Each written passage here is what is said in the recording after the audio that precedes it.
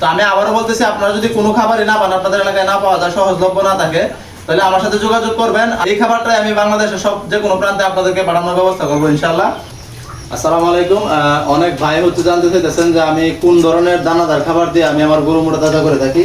তো এই পর্যন্ত আমি আমার 6টা বেজ সফলভাবে শেষ করছি এবং আলহামদুলিল্লাহ ভালো লাভের সাথে আমি আমার বেজগুলা বিক্রি করছি। তো আজকের ভিডিওটা আমি কি কি দানাদার খাবার দিয়ে আমি আমার গরু মোটা তাজা করে থাকি এবং কয় বেলা দিই এবং কি পরিমাণে দিই।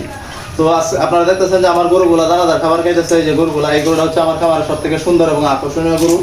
তো আমি যে ধরনের খাবার দানাদার দেওয়া আপনার গরু মোটা তাজা করি এবং কয় বেলা দিই তা এখন আমি বলতেছি। তো আমি দানাদার হিসেবে আমার গরুগুলার যে খাবার দিতেছি আমি যদি কাঁচামালের কথা বলি, তো কাঁচামাল হিসেবে আমি ব্যবহার করতেছি ভুট্টার গুঁড়া 50 কেজি, ভুট্টার যে ভুসি বা গুঁড়াটা ওটা 50 কেজি, 20 কেজি ডিওআরবি।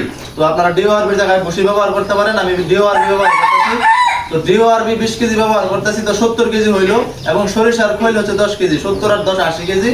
আর যে কোনো ডাইলের ভুসি দিবেন 15 কেজি, তাহলে 80 আর 15 95 কেজি। এবং দিতেছি আপনার 5 কেজি সয়াবিনের খৈল। সয়াবিনের যে খৈল আছে, সয়াবিনের খৈল আপনারা জানেন অনেক বেশি প্রোটিন আছে এখানে। তো এটা 5 কেজি দেওয়া হইতেছে। আর 2-3 কেজি সাথে তাছাড়া আপনার যদি আমি বলি আপনার মাল্টিভিটামিন যেগুলো আছে, মাল্টিভিটামিন সহ বিভিন্ন প্রয়োজনীয় উপাদান যেগুলো গরুর শরীর ভালো রাখতে, সুস্থ থাকতে এবং মোটা তাজা করতে সহযোগিতা করে, তো ওই রকম আইটেম আছে আপনার প্রায় 17টা বা 18টার মতো, 17-18টার মতো। তো এইগুলা ব্যাগগুলোর নাম এখন সিরিয়াল বাই সিরিয়াল আমি বলতে পারবো না।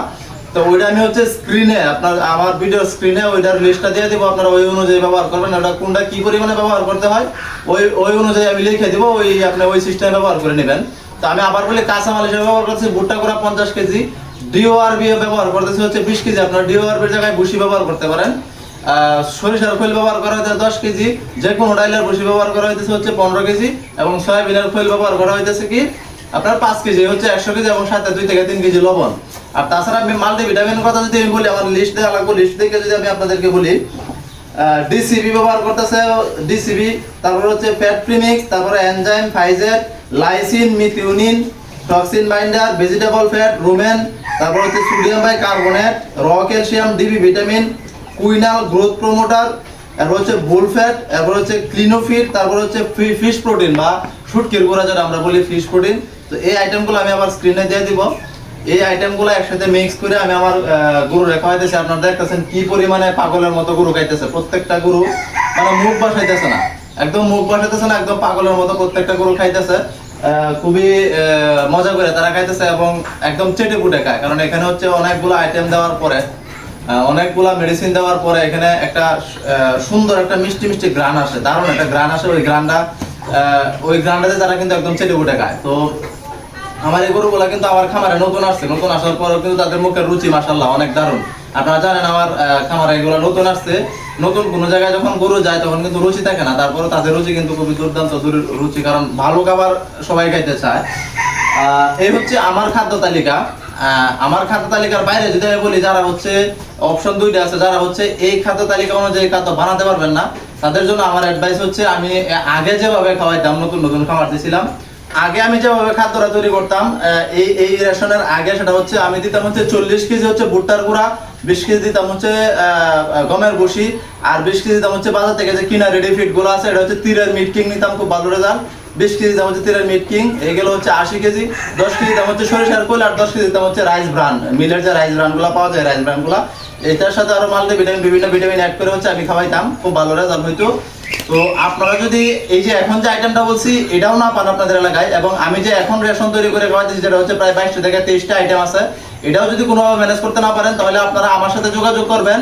আমি এখন যে সুপার খাবার খাওয়া, বা অর্থাৎ সুপার পাওয়ার খাবার খাওয়া, যেভাবে 2-3 মাসে গরু মোটা তাজা করতেছি হাই প্রোটিন সমৃদ্ধ খাবার দিয়া, যেভাবে 2-3 মাসে গরু মোটা তাজা করতেছি, আমি আমার এই খাদ্যটাই আপনাদেরকে সারা বাংলাদেশে যে কোনো জায়গায় পাঠানোর ব্যবস্থা করবো ইনশাআল্লাহ। আমি এটা এখন চালু করতে চাইতেছি, যে আমি আমার খাদ্য যেটা আমি খাওয়াইতেছি, এই খাবারটা আমি যারা দরকার, যারা পাইতেছে না বা বানাইতে পারতেছে না, তাদেরকে আমি বাংলাদেশে যে কোনো প্রান্তে পাঠানোর ব্যবস্থা করবো ইনশাআল্লাহ। তো আমি আবারও বলতেছি, আপনারা যদি কোনো খাবারই না পান, আপনাদের এলাকায় না পাওয়া যায়, সহজলভ্য না থাকে, তাহলে আমার সাথে যোগাযোগ করবেন। আমি আমার এখন যে আপনার হাই প্রোটিন সমৃদ্ধ খাবার খাওয়া 2-3 মাসে আমার গরুগুলো মোটা তাজা করতেছি, এই খাবারটাই আমি বাংলাদেশের সব যে কোনো প্রান্তে আপনাদেরকে পাঠানোর ব্যবস্থা করবো ইনশাআল্লাহ। তো অনেকেই প্রশ্ন করেন যে আমি আমার গরুগুলোকে কি পরিমাণে খাবার দেই। পরিমাণ যদি বলি, আমি প্রতি 100 কেজি বডি ওয়েটে 1.5 কেজি পরিমাণ খাবার দেওয়া লাগে, এটা আপনারা সবাই জানেন, এটাই হচ্ছে থিওরি। তো এই গরুটা যদি 100 কেজি ওজন থেকে দেখে, এই গরুটা হচ্ছে সকালে সারাদিনে 1 কেজি খাবার দেওয়া 1.5 কেজি খাবার দেওয়া লাগবে। 1.5 কেজির অর্ধেক সকালে, অর্ধেক হচ্ছে বিকালে। গরুটা যদি 200 কেজি ওজন থেকে থাকে, তাহলে এটা সারাদিনে 3 কেজি খাবার দেওয়া লাগবে, সকালে 1.5 কেজি, বিকালে 1.5 কেজি, অর্থাৎ প্রতি 100 কেজি বডি ওয়েটে 1.5 কেজি খাবার। আপনারা ভিডিওতে অবশ্যই দেখছেন, এই যে খাবারটা আমি দিচ্ছি, এই খাবারটা কিন্তু তারা একদম চেটে পুটে খাইতেছে। খুবই সুস্বাদু একটা খাবার, হাই প্রোটিন সমৃদ্ধ খাবার, খুবই ভালো একটা খাবার। এখানে প্রায় 23 থেকে 24টা আইটেম মিক্স হওয়ার পরে এটা এতটা হাই প্রোটিন সমৃদ্ধ হয়, খুবই ভালো একটা খাদ্য হয়, এবং হচ্ছে খুবই সুন্দর একটা মিষ্টি গ্রান আসে। এই গ্রানের জন্য তারা কিন্তু একদম চেটে পুটে খায়, একদম পাগল হয়ে যায় খাবার খাওয়ার জন্য সকালে এবং বিকালে। তো এই খাবারটা খায় আপনারা অনেকে এর আগেও দেখছেন, এখনো দেখবেন কি পরিমাণে দ্রুত গরু মোটা তাজা হয়। তো আপনাদের যদি দরকার হয় তাহলে আমার সাথে যোগাযোগ করবেন, দরকার না হলে যোগাযোগ করার দরকার নাই, কারণ আমি আমার খামারে যেহেতু খাওয়াইতেছি, আপনারা জানেন আমি একটা বড় খামার তৈরি করছি, ওখানে এই খাবারই খাওয়ানো হবে। তো আমি আবারও আমি যে এখন যে খাবারটা খাওয়াইতেছি এটা একটা লিস্ট আমি আমার স্ক্রিনে শেয়ার করে দিব। তো এই হচ্ছে আমার খাদ্য তালিকা। আরো যদি কোনো প্রশ্ন থাকে অবশ্যই প্রশ্ন করতে পারেন। ভালো থাকবেন সবাই, আসসালামু আলাইকুম।